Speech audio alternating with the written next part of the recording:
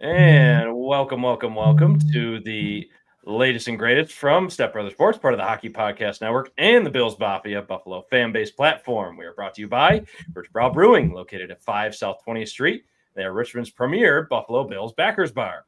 Like the Buffalo Bills, also, we took a bye week, and it was much needed for us too, just like the team.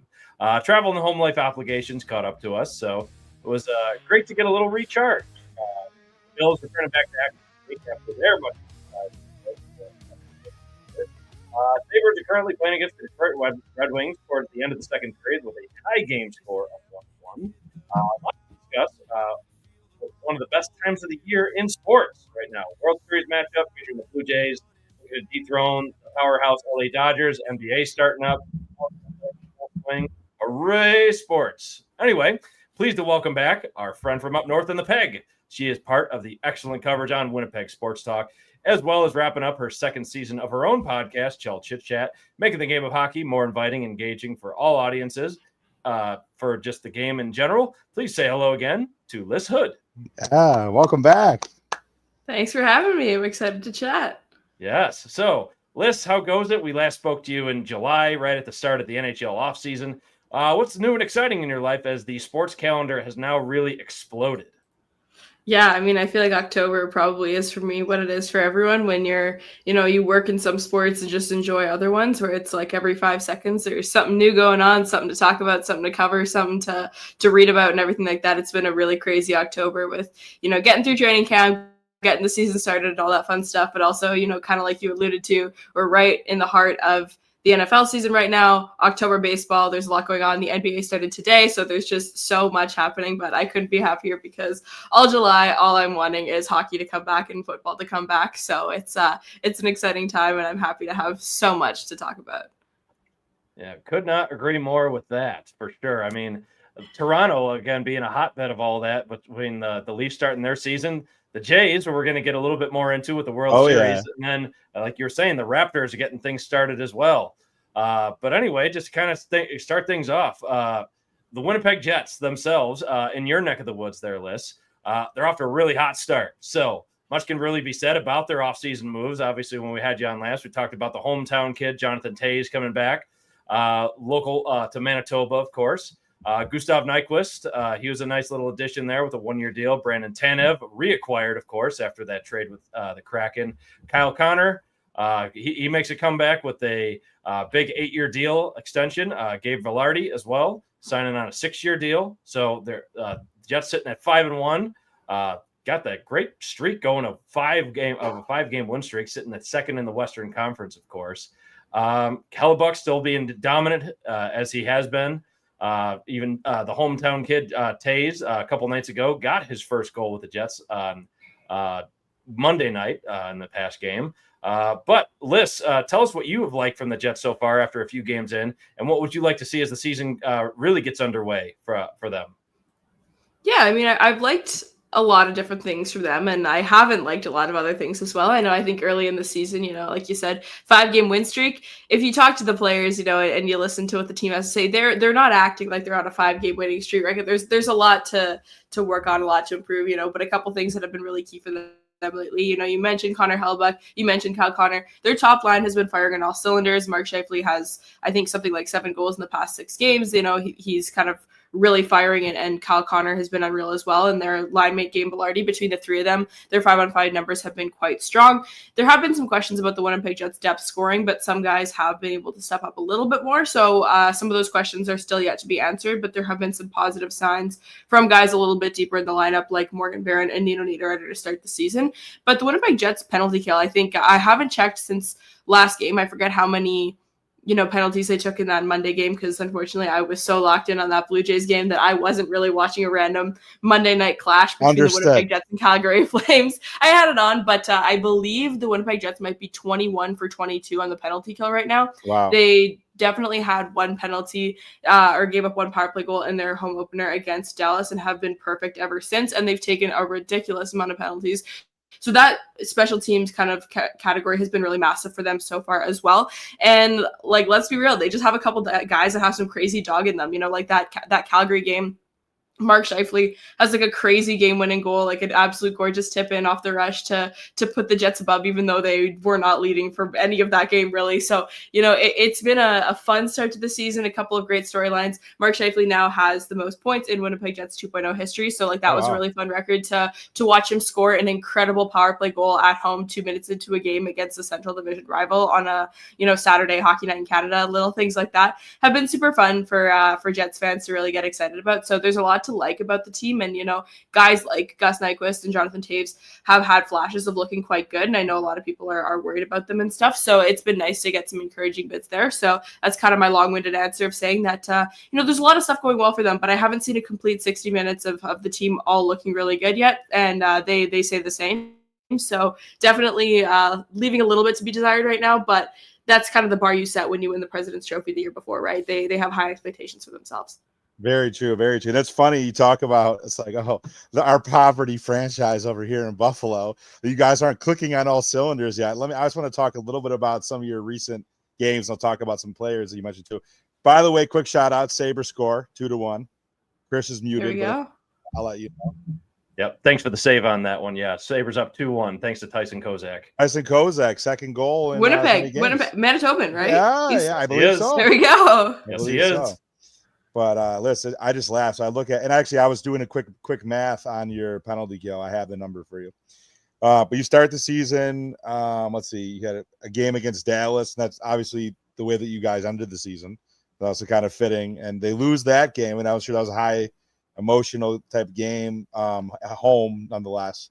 But lose kind of a high scoring affair. Kind of a crazy comeback, but it ended up being a little bit of a wacky one. But yeah. Well, I'll say it's a 5-4. I'm sure that was a great game to be at and watch. I didn't have a chance to, but then we talked about kind of rattling off this 5-game win streak, and like the thing beside obviously the special teams, which I'm going to touch on, but like just the scores of the games. Like, let me read the scores. So you play LA, you win 3-2. You then play the Islanders, who win 5-2, followed by again on the road. At Philly, winning 5-2, home against Nashville 4-1, and then like the game you just alluded to against Calgary last time out, you win 2-1. Like, these guys are playing playoff style hockey. They haven't given up beside the opening night. They've given up 2 goals or less in 5 straight. That's impressive. And just to talk about their power play, they've had a power play goal in 5 straight, at least one, and they had 2 in one of the games. And then on the PK, they went 1 for 5 opening night, but then have gone a combined, 5, 10, 17. You've killed off your last 22 in a row. That sounds right. Yeah, I think that sounds so right, yeah.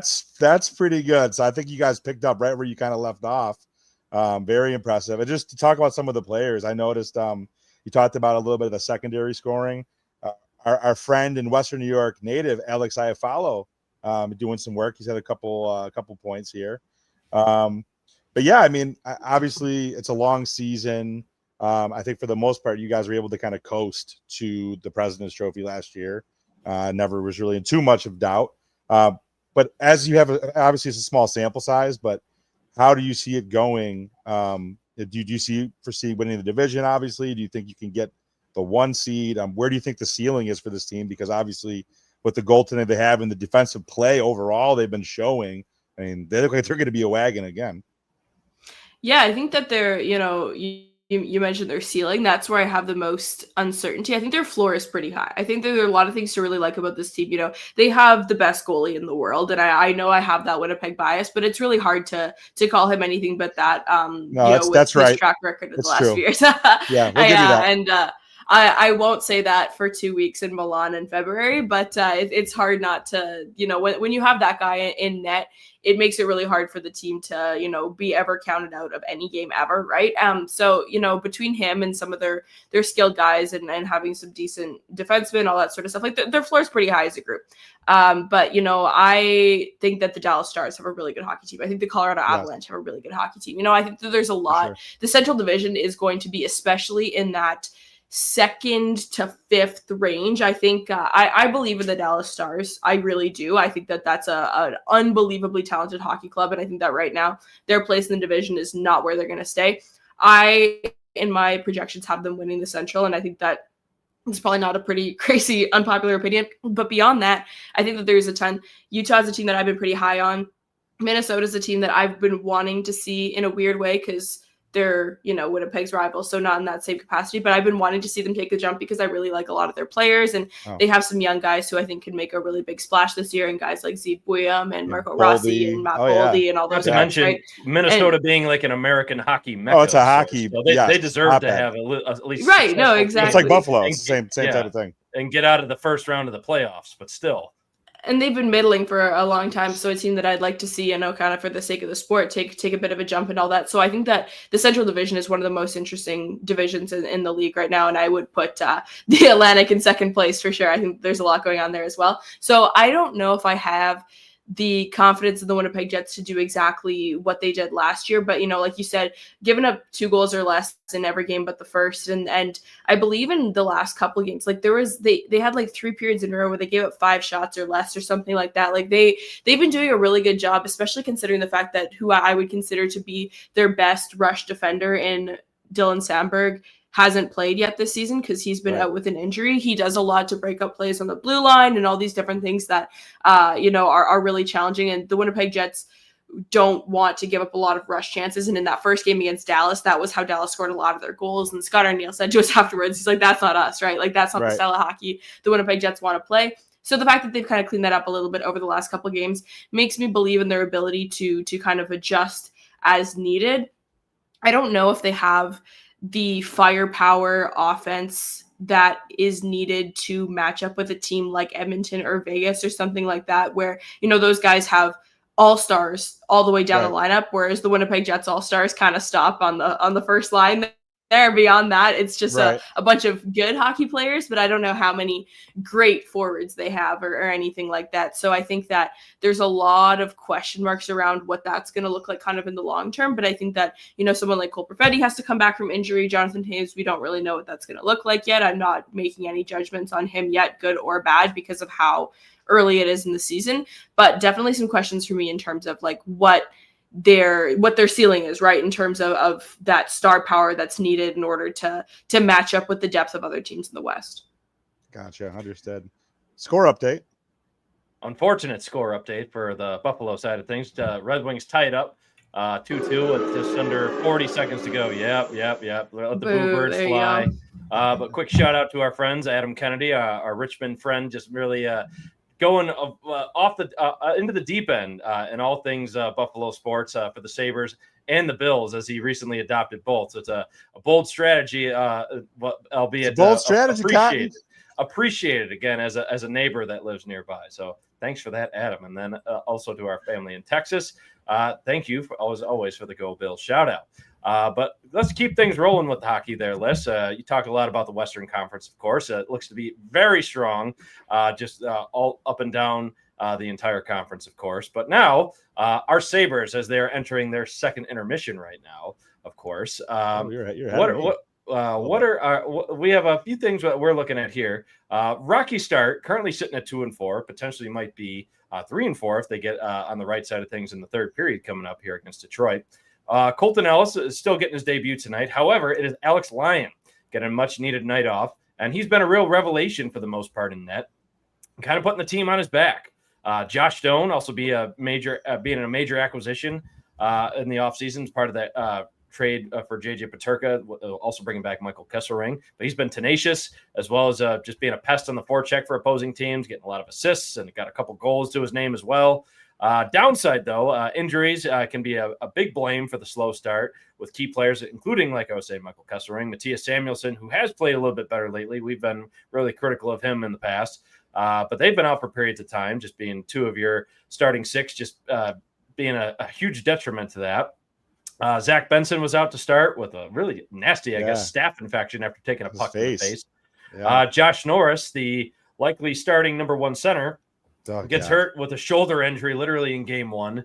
And also your star players, Alex Tuch, Tage Thompson, Rasmus Dahlin, they're not exactly lighting it up. So let's just thinking about all these things. Is getting healthy for this team simply what this team needs to get off their schneid? And also just keeping that in mind as well. A lot of the analytics websites were kind to the Sabres this past offseason, including JFresh Hockey, folks over at the Athletic, and a bunch of other outlets, including NHL Network as well, were positive on the Sabres. So how can you see the Sabres succeeding this season to potentially get off that playoff drought and getting it vanquished ultimately? Yeah, I think the thing that's hard about the Sabres is that I think we're in a really strange time in the NHL right now. And I've listened to a couple podcasts and talked to some people about this, where it's like, other than the Pittsburgh Penguins, and again, nobody ever comes out to say this, like, no one is really in their mega tanking era right now, right? You have teams like the Chicago Blackhawks and the San Jose Sharks that now have those pieces in their organization they want to start building a winning culture around and stuff like that. And it's kind of funny. I feel like, over in the West, we're seeing flashes of what happened to Connor Bedard last year happening early in the season here for Macklin Celebrini with that sophomore year of kind of the rose-colored goggles coming off. And I see some similarities, and this is not going to be something you're going to want to hear, but with how those teams, the Chicago Blackhawks of last year, the San Jose Sharks of this year, and the Buffalo Sabres of the past couple of years, and including this year, the way their body language kind of responds when they're losing or when they're down or when things aren't going their way. Like, this isn't a team that has built up a ton of resiliency yet for super valid reasons. And I think, injuries are a huge part of that. The fact that they're in an absolute bloodbath of an Atlantic division, right? There's nobody in the Atlantic who is in a complete tank, right? The Montreal Canadiens Boston was weird resurgence last year, and Boston was the closest thing to it. And I don't really know what's going on there yet. I'm not saying that I have them marked on my playoff bracket by any means, but again, it adds an added element of competition to that division that just isn't that helpful for a team like Buffalo that, look, maybe if they're sitting in the Pacific Division, they could battle this year and make it into a wild card spot or whatever. But I think it's going to be really, really difficult for them in this Atlantic Division. And that, coupled with the fact that I just don't know if they've developed the skin yet to kind of push through these really adversary times, I worry about them. And I think, going back to the injury question, that's just the rotten luck that seems to follow the Buffalo Sabres everywhere. UPL and Josh Norris, like, those are two just absolutely devastating injuries to both the floor and the ceiling of this team, right? And Josh Norris is a guy that I have adored watching, since time in Ottawa. And I was really excited about that trade, not because I dislike Dylan Cousins for any reason, but because I felt like, Josh Norris is a guy who was going to be on the rise at the same time as the Buffalo Sabres going to be on the rise, right? He had that amazing season where he had, I think, it was 20 goals in 40 some games or something like that. He was unbelievable in Ottawa. So there was so much to be excited about with him. And I worry about him in the long term for sure, just with the nature of how he's been able to accumulate these injuries so far. And I think that, it's maybe on the positive side though, Zach Benson coming back and watching the way that really impacted the team and changed the way that they look so quickly. I think that there's a lot of potential for them still to be really fun, but this division sucks. And I feel for you guys in that capacity because it's going to be really, really difficult. I would compare it almost to Utah actually in the Central, where it's like, this is a year where I think that there's a lot to like and everything, but it's just going to be so challenging to manage the juggernauts and the fact that there's no clear-cut first place team in this division. So every single game matters for every single team from, Florida and Tampa all the way down to, Toronto, Ottawa, Montreal, Detroit. Like, everyone's competing like crazy. So that's a very long-winded answer to say. I don't know how optimistic I am about the outlook, but I have a soft spot for the Sabres. You guys know this. I've told you this, and I want them to do well. I don't know if I'm really feeling it yet at this point in the season. Oh, that's understandable. So I totally fair and very well thought out response there, Sean. Definitely, yeah. Just a couple of thoughts. I know you obviously been observing, but just some things that I've noticed in the last couple of games to start the season. It's just interesting. So UPL, he was supposed to be healthy coming into the season, gets hurt. They announced he's on IR a week before. We scrambled. We have our backup goalie tied down, like we talked about. Decide that we like somebody better 2 days before the season starts. Josh Norris, who I also love his game too, comes out in his pre-opening game presser and talks about how it's the healthiest he's ever been in an off season, and then immediately gets knocked out for 2 months on a non-contract like a injury, face-off or something, right? Just crumbles and hurts his oblique. It's bro, no one even touched you. But he's just been so injury prone. I went back and actually did a little bit of a deep dive into his injury history. He's missed huge chunks of the last 4 seasons in a row with shoulders and oblique and everything upper body. It's dude, this guy obviously he's got scars, tissue, and he's just not really battle tested for an 82 game season. So it was interesting. I think the Sabres got the better player when healthy in that 1-for-1 type of scenario between him and Cousins, but Cousins has availability. He's a horse. He doesn't really get hurt ever besides getting his nose broke in a fight with Garrett Hathaway, and he wasn't the same after that. But still, I think Norris is the better player. And then just one other quick thing too. It's like we're lucky. They might be potentially, aside from we played the Panthers, a short-handed Panthers team, obviously, and they pretty much dominated from start to finish in a 3-0 shutout 2 games back. But it's like, man, if we didn't have Alex Lyon has played his ass off to like an all-star level, like save percentage close to like 930 on the season in 6 games. So like not just like 1 or 2 games. If we didn't have him, he stood on our heads in a couple first periods and all this and that. But one thing to kind of your point about the division, it is kind of an up and down thing. We thought Boston was going to bottom out. Obviously, they are dogs. They are battle tested. They don't have the mental mettle like you were talking about that the Sabres just don't have at this point. It's just an organizational thing. But like, man, we watched the Montreal game last game, and Montreal beat them 4-0 last year. Like they swept us for the season series, and that was a team like we talked about this. We have like our text group, and the Sabres, what they did to the Panthers, they basically kept the puck on a string, D to D out of the zone, for the entire game, and really outworked and really had the wheels to just play keep away from the Panthers. Montreal did that exact same thing to the Sabres in the next game to show you like that. I think Montreal might be a contender, honestly. I think they're a good team. They're very young. They're very speedy. If they can get a little bit of that veteran presence going, I think they could go deep this year, honestly. So they impressed me a lot. But any other teams that have kind of caught your eye so far?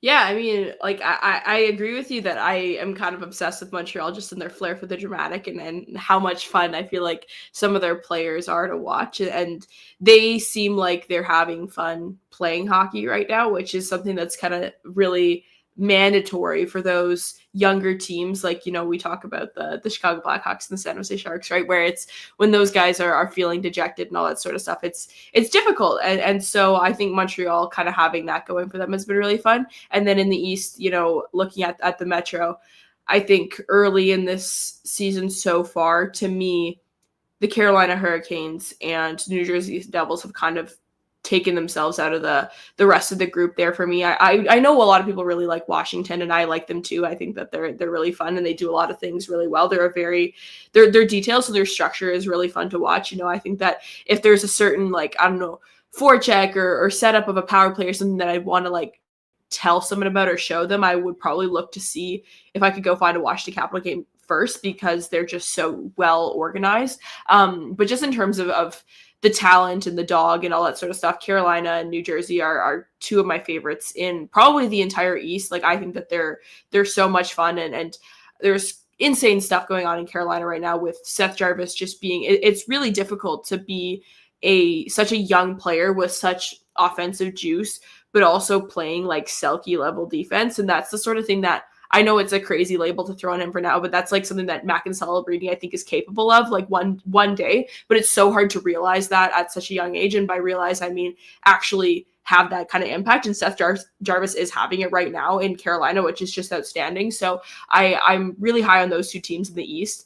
And then in the West, I think it's competitive and there's a lot of great teams and everything, but it's more so, at least to me, the ones you would really expect, right? Like Vegas is an absolute, just monster of a team, and it's not shocking considering how they played last year. And then also adding in Mitch Marner, who I will never be on the side of him not being anything but a fantastic hockey player. He's unbelievable. And so adding that to your lineup, it's like, come on. And Pavel Dorofeyev kind of becoming the guy that so many of us wanted him to become has been so fun and everything. But the West is a little bit less exciting to me in that capacity, where it's like, I knew it, like that Vegas was going to be good. I knew that Colorado was going to be good and stuff like that. So I think the East, there's a lot that I really like about. I don't watch nearly as much Eastern Conference hockey as I do West, but so maybe that's why when I turn on a game, I'm always so impressed and shocked, because I'm not as used to watching, Jesper Bratt skate the way that he does it, all that sort of stuff. But it's been a really fun opening kind of couple of weeks here. Again, as someone who just frankly loves hockey, there's been a lot of good hockey to watch, right? So I've liked a lot of what I've seen from a lot of different teams. Love it. Always love a good Jesper Bratt reference. I will say he's one of my guys. Yeah, but that's a good guy to have. It's a good guy. Yeah, for sure. And kind of getting a little bit more into the weeds on things coming down the pipeline for the NHL season, but we have real, actual NHL players going to the Winter Olympics this year. So an early take, Lyss, on here. Do you think this will be another dub and gold medal for Team Canada, or can USA or maybe another strong team, maybe like Sweden, Finland, maybe just thinking back to the Four Nations face-off, can they dethrone Canada from their golden glory? What is your initial hot take for the Olympics this year? My initial hot take is just like in my heart. Like I want to say that Canada's got it in the bag, you know? Like I think that last year the Four Nations was so much fun. And it's one of those things that like, you know, I go to a game, like I had some buddies over on Sunday to watch some football and like we're all rooting for different teams and it doesn't have that same kind of level of impact. And then yet the next day I'm at like a bar watching the Blue Jays game and everyone there is just dialed for the same team. And that was the feeling that we had in with the Four Nations, right, where it's like everyone and their mother is just rooting for Canada in your vicinity. So it was so fun. And obviously we all know how that tournament went and how kind of dramatic it was in a lot of different fashions.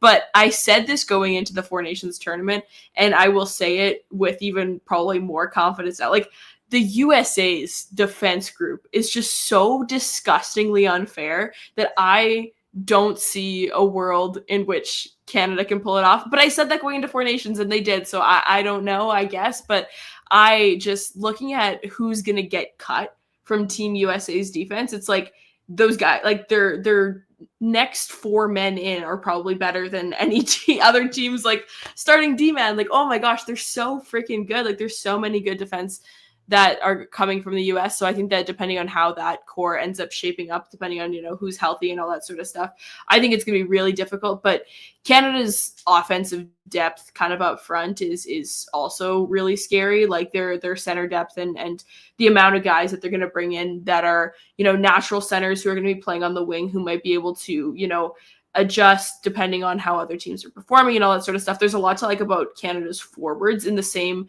you know, kind of pedigree that I put the USA's D group on. So I think like I'm gonna pick the US to win, and I picked them to win the Four Nations as well, just because I think they are that stacked. But I think it is kind of a battle of two dogs. I'd be fascinated to see if you know, a Sweden or Finland could kind of step up and you know, be super competitive. But I think it's these two teams are going to be duking it out for the top, you know, prize there. And I think USA might have the upper hand, just knowing, you know, what my city's goaltender can do, plus that D group. It's pretty nasty. But at the end of the day, you know, people always say that defense wins championships, but you can't win a hockey game scoring 0 goals, but you can win a hockey game giving up 7 goals if you can score 8, right? So I think that there's a lot of conflicting kind of information in what I'm saying there, because I'm so back and forth on it. But I am going to pick the US, because then at the end of the day, either I'm happy and I'm wrong, or I'm sad and I'm right. So there's something good to come from it. We will allow that. Win-win scenario for you there, Lyss. So yeah, interesting take there. But one last thing, you mentioned the US's D core there. Just the fact that Quinn Hughes was not in that defensive lineup. I know it was like partially because of injury concerns, of course, but still. And then he like almost made it back like for that last game. It was just the drama that unfolded with that too. Like, will he play versus will he not play? Is he allowed to play? And then ultimately, like now, like it might as well be a lock for him being like invited to that tournament this year. As well as Tage Thompson of the Sabres likely getting maybe a crack at the roster. Yeah, this we got to hear your take on that. The Sabres fans want to know. Right now, he's probably on the outside looking in, is like one of the top 3 or 4 out on forward, but they're stacked. Eichel, he's playing ridiculous right now for Vegas. Like, what's your thoughts as far as could Tage make it? The guy scored the golden goal in the last tournament, like for the U.S. in the World Cup of Hockey. Yes. Yeah. I put the Tage conversation into a similar one as I put the Mark Scheifele conversation for Team Canada, because there are a lot of people that were just they were stunned that he didn't make it last year. And, you know, he's got 7 goals in 6 games or whatever, and people think he's going to make it this year. Last year, I was kind of like, whatever on it. I was like, there's so many good players, like, you know, a John Tavares or whoever. There's so many guys that could have made it over a guy like kind of Mark Scheifele. But I think that it's important to not galaxy brain who you're bringing on these teams, where it's like, oh, like we need to bring this guy to be the shutdown center. Like there was some conversations about like Adam Lowry, for example, going to Team Canada because he's one of the better, you know, shutdown centers. Like it's like take your 12 best skaters, man. Like, I don't know. I think it's, and so Tage Thompson kind of fell into that category for me as well, where, people were like, oh, like, they need a defensive line and a checking line or whatever. I'm like, do they? They have a guy who's like one of the most prolific goal scorers in the entire National Hockey League. Like, why don't you want that guy? I would like that guy. And instead you put in Brock Nelson. It's like, come on. Right. Or like Chris Kreider second in the USA scorers behind Matthews. Like overall. No, exactly. And I actually, you guys are so fortunate. You had Megan Chaiko was on the Sabres broadcast the last couple games, and she's a fan favorite for me over here, just an absolute gem. And she was talking about how in one of her segments, the model that she's built and that she works with at Stathletes, there are certain players that actually physically break her model because of what their shooting style looks like and what it does. And those players are Alex Ovechkin, Patrick Laine, and Tage Thompson, right? Like, they're such prolific shooters. Like, that's a skill that no one else that they could have on their roster has.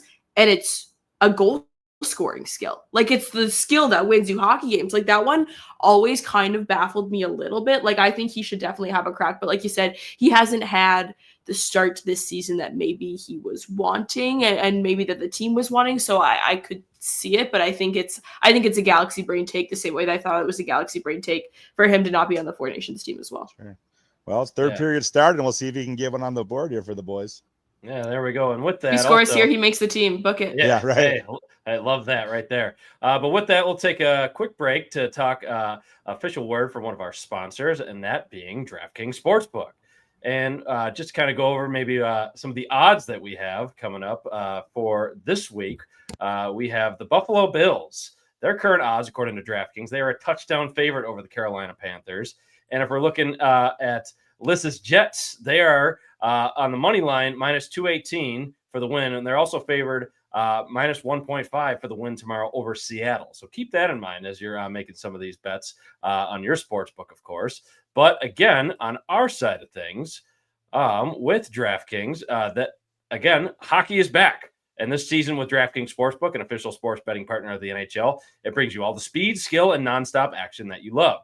So new customers bet just $5, and if your bet wins, you'll get paid out $300 in bonus bets instantly. So again, DraftKings Sportsbook is my go-to to check for any of the odds for games throughout the week, whether it's NFL, NHL, you name it. I'll be checking those listings there. But like I said, you heard the Bills odds, you heard the Winnipeg Jets odds. But now download the DraftKings Sportsbook app and use code THPN. That's code THPN to turn $5 into $300 in bonus bets. And if your bet wins, so hey, great things can come. In partnership with DraftKings, the crown is yours. And gambling problem? Call 1-800-GAMBLER. In New York, call 877-HOPE-NY or text HOPE-NY 467-369. And in Connecticut, help is available for problem gambling. Call 888-789-7777 or visit ccpg.org. Please play responsibly. And on behalf of Boot Hill Casino and Resort in Kansas, pass-through of per wager tax may apply in Illinois. 21 plus, age and eligibility varies by jurisdiction and void in Ontario. Restrictions apply. Bet must win to receive bonus bets, which expire in 7 days. Minimum odds required. And for additional terms and responsible gaming resources, see dkng.co/audio. And now, back to our regularly scheduled programming. So, to the NFL. So, our aforementioned Buffalo Bills list are off to what many in Bills Mafia would consider a real less than ideal start, albeit with a 4-2 record. So, yes, they have a winning record, but there's a lot of warts. Lots of criticism towards both the offense and the defense, rightfully so, and a couple of really tough losses, both the New England Patriots, who are now, unfortunately, in the lead of the AFC East, and to the Atlanta Falcons on Monday Night Football last week. So now, coming off the bye, they have some defensive reinforcements on the way, Larry Ogunjobi and Canadian-born player Michael Hoyt coming off suspension, as well as Maxwell Harrison, their first-round draft pick, completing his first practice after being injured during training camp with an LCL sprain. So many on the offensive side of the ball still think a more elite wide receiver is needed for this team. So, hey, maybe a Stephon Diggs, if you will, because he clearly reminded the Bills of that when he exploded for them for tons of yards and catches when New England came to town and showed them up at Highmark Stadium. But do you, Lyss, still view the Bills as a contender? And furthermore, while Drake May has shown he truly does have the skill and talent to likely be a future elite quarterback, I think so, of course, are the Patriots for real again? Or is this more of their record being a product of playing a fourth place divisional schedule and, like the Bills, kind of facing really a lot of scrub teams at this point? What are your thoughts?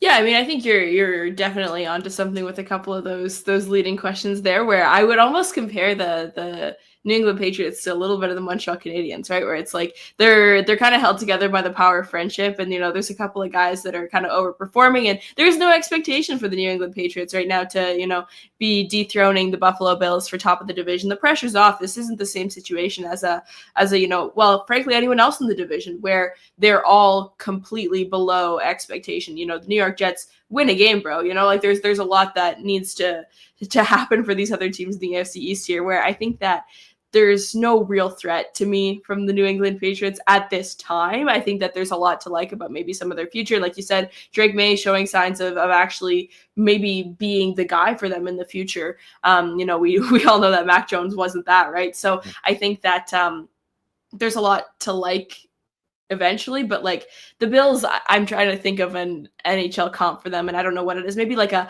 Colorado Avalanche or Dallas Stars, where it's like, okay, yeah, maybe the Dallas Stars is a good one, where it's like, okay, off to a pretty middling start compared to what the expectations are for the team, but like, let's be so for real, it's the Dallas Stars. Let's be so for real, it's the Buffalo Bills. Like, I don't think anyone is really overly concerned about them in terms of the long-term outlook, but the NFL is so wide open this year, and I think that while Buffalo maybe isn't quite living up to the expectations that they had for themselves and that their fan base has for them, I would venture to say that no contender is, right. Like, there's we talked about this a little bit off air before we started. The Eagles are not necessarily where they want to be right now, and the Chiefs are good. The Baltimore Ravens are not good, and like there's no real favorite that's the 7-1 team that's just an absolute juggernaut right now that no one can touch, and all this sort of stuff. Like, it's a pretty wide open the AFC right now, but also just frankly the entire league. So I think that that's my rough analysis on kind of the Bills. I'm not worried about them at all, and I say that with a heavy heart because screw those guys. But that's a pretty good football team still. So I'm not too concerned about them. And if it comes down to them and the New England Patriots, I know where I'm opening up my my DraftKings sportsbook and placing my bet. Hey, there you go. But we have to ask this. I mean, as we had our last conversation back in July, got to ask about those fish, the Dolphins. So you knew it was coming. Oh my God. Is the coach going to be fired? When is he going to be fired? Yeah. So here is my take on that, right? Because I have been asked that a couple times, and my opinion is really no, I don't think so. Because if they were going to fire him, I feel like they would have done it after like week 4 or something like that. Like, I don't know how much worse it can get. Like, these last couple of weeks have just been absolutely excruciating in terms of their actual on-field performance, but then the commentary afterwards. And, we talk about body language. Like, these guys are just like, nobody seems like they want to play football anymore. Like, this is just like an absolutely devastating environment to be in and stuff. And, the GM and coach still have their jobs. So I don't really know what it would take to make that change because, listen, you caught, what was it, 4 or 5 turnovers against the Cleveland Browns. What a rifle, by the way. Sorry to interrupt. That was a Jack Quinn bomb, by the way. Sorry to interrupt on you. That wow. Power play goal. Power play goal. Okay. Yes. Wow. Yes. I'm at 17:38. What time is it? So, yes, your feed is on. He bumped one from nearly the blue line right there. But hey, how about that? But yes. The game off. Could not agree more with you audio there. Was messing up for me. So. The Dolphins vibes are at an all-time low, of course. So you mentioned some off-field stuff. You got Tua calling out teammates about being late to meetings, and mind you, players-only meetings, or even just having a really damning press conference today, saying he can't even see over his own offensive lineman just to make a pass down the field. It's crazy. Oh my gosh. Yeah, it's like I'm not a very tall guy. Oh my God, what are we going to blame now? Like, what's your horoscope? Like, are we going to start blaming your zodiac sign? Like, I don't know. Oh my gracious. It's hard. Yeah, you got Tyreek Hill, that gruesome leg injury. I'll say a little bit of karma on that one, of course. They got Jalen Waddle's cryptic Instagram posts. You already talked about Mike McDaniel, but every time he gets up to the podium, it's like he's going to his own funeral at this point. All that, like, just fun little, like, just cool, vibey energy he used to bring just totally eliminated. Like, the colors drain from his face. It's unfortunate, too, because, like, as, like, a dude or just as a person, like, it would be hard to not, like Mike McDaniel in that capacity. But, I mean, like, it's just going to show, like, there's a lot of cultural problems with the team. But like you said before, they're also not the New York Jets at this point. At least they have a win to their name, obviously, over the said New York Jets, of course. But things not looking great down in South Beach. But I mean, at this point, Lyss, would you say that, like, at the end of the season, a full, entire clean house would be necessary, like McDaniel and Chris Greer?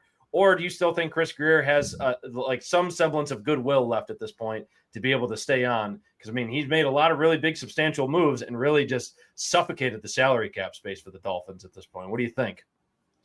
Yeah, I don't know if I can give my super strong opinion with enough conviction, just because in terms of, football, like I've been transparent about, I'm a hockey guy. This is I'm a Dolphins fan. And so as a fan, I'm sitting here being like, get rid of them all, right? You have that frustration kind of bent up in you. But I think if I kind of, go back through some of the decisions that that Greer's made as of late, I don't know if I'm inclined to think that there's much significant reason for him to stay, right? And that's always the thing that's like, is there a super redeeming factor that you want to cling to? You're like, this is the guy I trust to get this team out of this or whatever. And I don't have anything that I'm really clinging to in that regard right now. So I think that, if the scales are tipping towards kind of trying to stand pat and make a couple of adjustments to keep going with this current group, I think I'm leaning the other way, just because that retooling is kind of what they did in this offseason, where last season was slightly underwhelming as well. And they, kept a lot of their same guys and decided to run it back and, Tua's their guy and all this different stuff. And we see how that's going right now. I'm inclined to think that it might be so over for this group. And so I'm really not sure what the next couple of weeks, if not, the next 10 months are going to look like for this group. I'm really not sure, but I feel like I'm inclined to just go the old man yelling at cloud route and say, get rid of them all. Hey, off with their heads. I mean, we've all been there before. I mean, heck, most of the Sabres fan base will still say the same about Kevin Adams at this point, too, with his stake at general manager. But still, lots to fix down in South Beach at the moment. But we do, again, want to just kind of circle back and talk some Blue Jays, of course. World Series. Toronto makes it. They punched their ticket. So you were talking about vibes before and just being all for, or just like having everybody, whether it's in a bar or anywhere where you're watching, everybody's going to be united in Canada for the Toronto Blue Jays. I know a lot of people in Buffalo, again, the Bisons, the AAA team in town, will be absolutely be pulling for the Blue Jays as well. But again, vibes strong for the team. Finished at the top of the AL East, vanquishing the New York Yankees and the Seattle Mariners to punch that ticket. But the Dodgers, they're on the horizon. Juggernauts. Shohei Ohtani. He is ready. He's also shown he is still being dominant, whether he's on the mound or just taking some swings. So they got an uphill battle, to say the least, just to dethrone those defending World Series champions. But Lyss, with Canada's team right there, how do you like their chances going into the series? Can this magical run get a real storybook ending? Yeah, I mean, I think it's so funny. Like, I'm a pretty casual baseball fan. A couple of weeks ago during Winnipeg Jets training camp, we were in between skating groups. And so all of us media were sitting in the room kind of on our computers doing some work, and it's quiet and we're a chatty group. So I was like, hey guys, I got a question. Like, this is right, the playoffs are about to get started. And I think the Jays have just won the division. I was like, less than 2 years ago, we thought there was a chance that it was down to the Los Angeles Dodgers and the Blue Jays for Shohei Ohtani to come and sign his next contract. There's the whole plane tracking and all this stuff. Forgot about that. It was so close, right?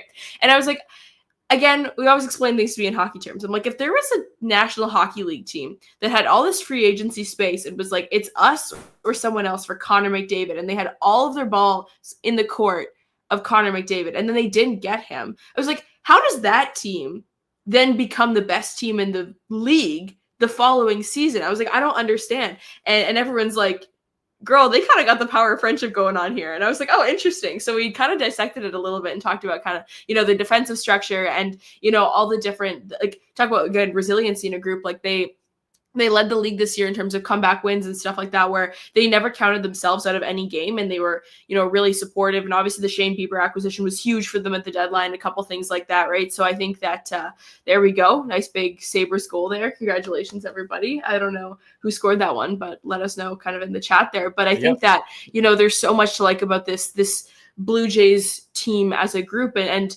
so in terms of liking their odds against the Dodgers, look, I know who the better baseball team is. I don't know a lot about baseball, but I know that. But the thing is a lot of people said that about, the Yankees, right? The Yankees are a better baseball team than the Blue Jays, okay? The Mariners are a better baseball team than the Blue Jays, and here we are. So I have a little bit of, I have a ton of delusional hope for sure, but in terms of actual, tactical hope, I guess you could call it, or whatever I want to diagnose it as, there's no reason not to think that they could hold their own in this situation, right? Like they've shown time and time again that there's something to believe in with this group. So I'm gonna ride it all the way to the end. Like you said, Canada's team. There's been a lot of kind of excitement across the board, and I'm not saying. I saw one of my buddies made a really funny tweet.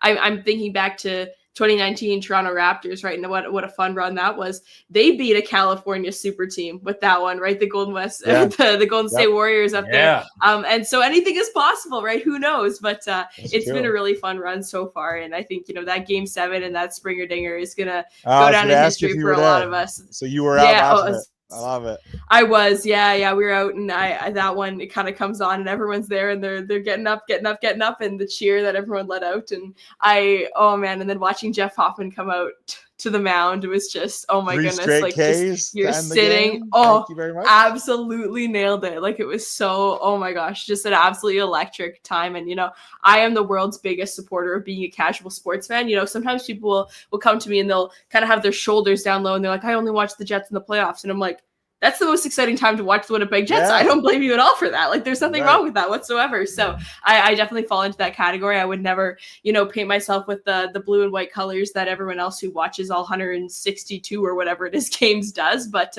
I'm going to have a lot of fun with this as a casual fan here. And I think everyone around me is too.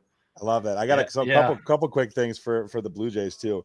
So my first ever Blue Jays game, actual MLB game for that matter, was in the 92 season. So this is the first year since 92 that they've made the World Series. That's right. Correct.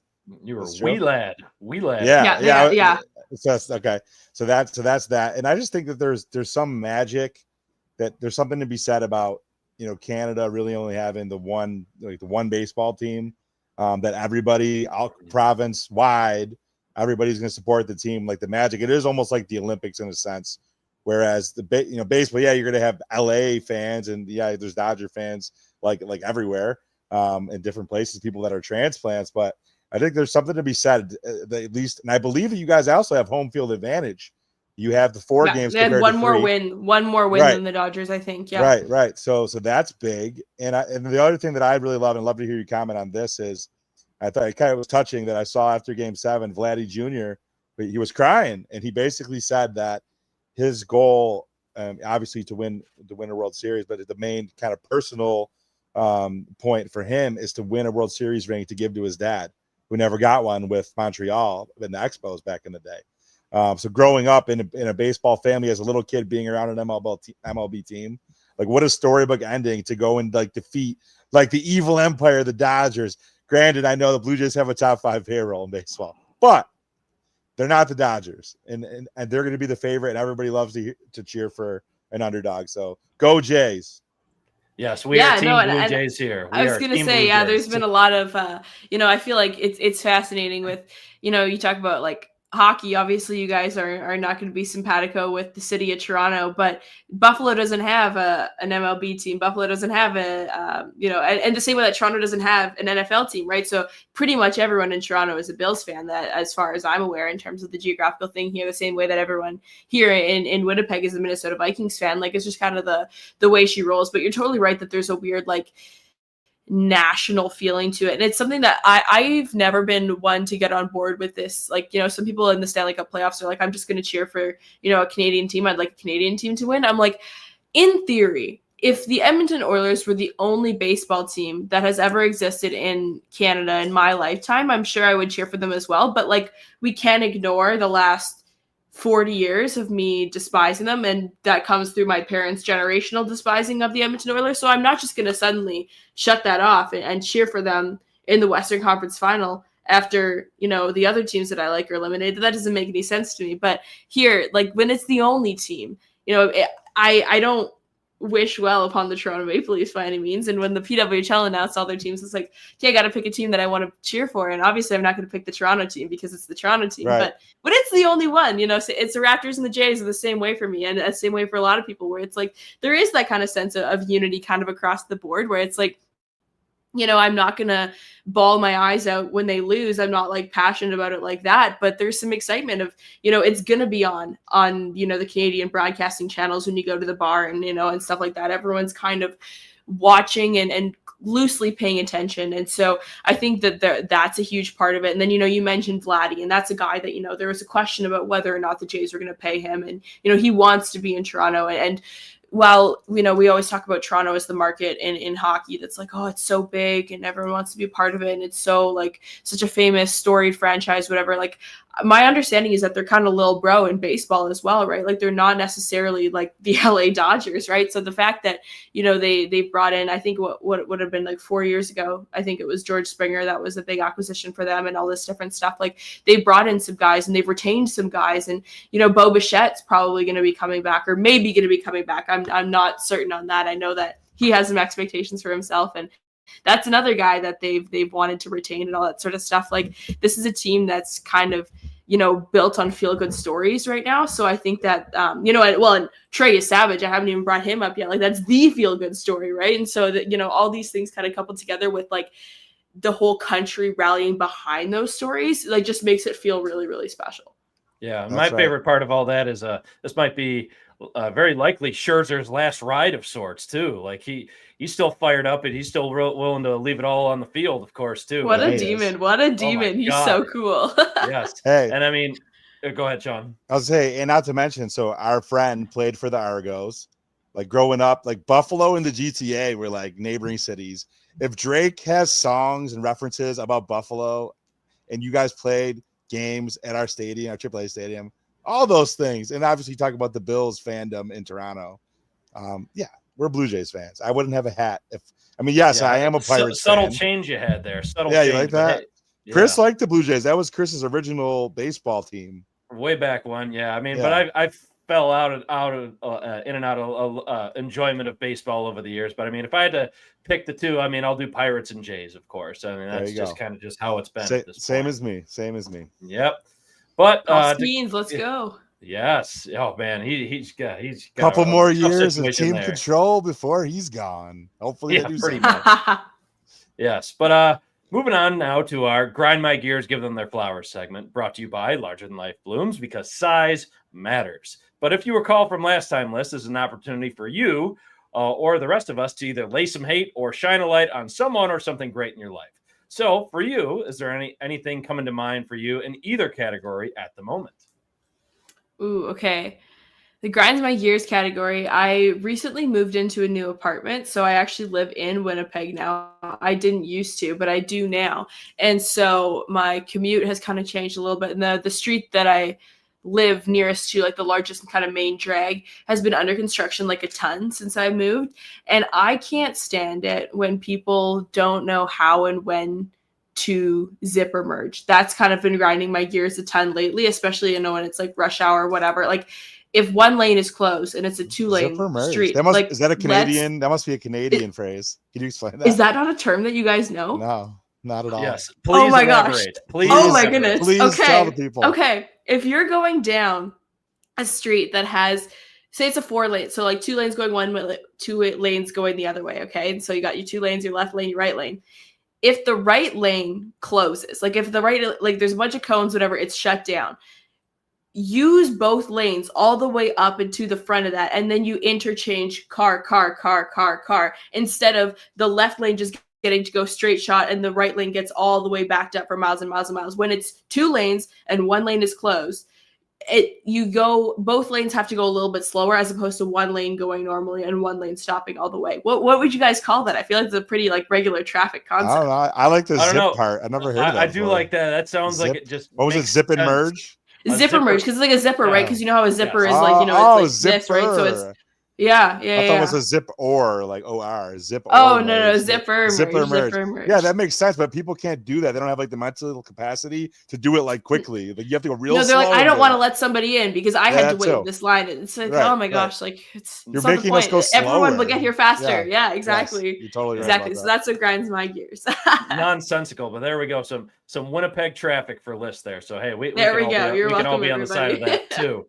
But for me, I'll go the more positive side of things. I'll be giving my flowers to many of my Richmond friends, whom I have converted several to being Bills Mafia at this point, and being able to attend next week's Bills-Chiefs matchup in Buffalo. We're real excited about that little road trip. To get the opportunity to go with about 7 of us driving from Richmond. We're going to meet up with some of my old college friends as well in the process. Regardless of the outcome of the game, should be a hell of a time, especially for a couple first-timers. We're really excited to give them a tailgate baptism, too.